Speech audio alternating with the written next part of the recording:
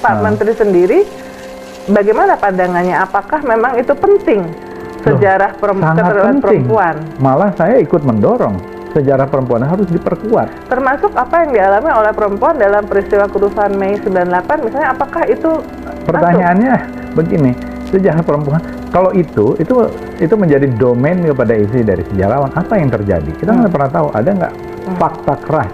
Kalau itu kita bisa berdebat. Nah, ada perkosaan massal, betul nggak ada perkosaan massal? Halo masyarakat, beberapa hari yang lalu Indonesia dihebohkan dengan pernyataan dari Fadlizon dalam wawancara mengenai penulisan ulang sejarah bersama IDN Times di YouTube.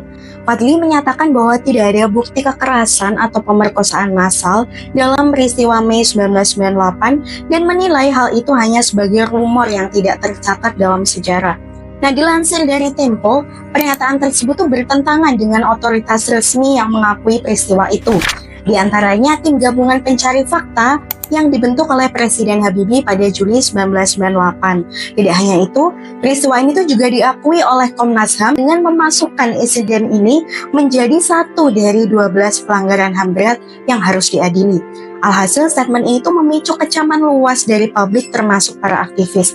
Fadli dinilai melakukan denial culture terhadap luka sejarah mengenai kekerasan dan pemerkosaan massal Mei 1998. Pernyataan Fadli juga dinilai sebagai simbol pelanggangan impunitas hukum karena secara tidak langsung ia merepresentasikan perwakilan negara yang tidak benar-benar berpihak terhadap korban.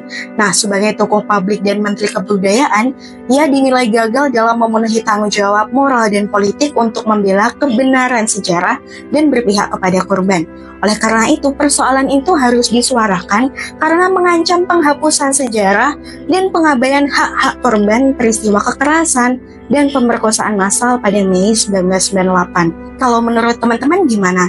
Yuk komen di bawah.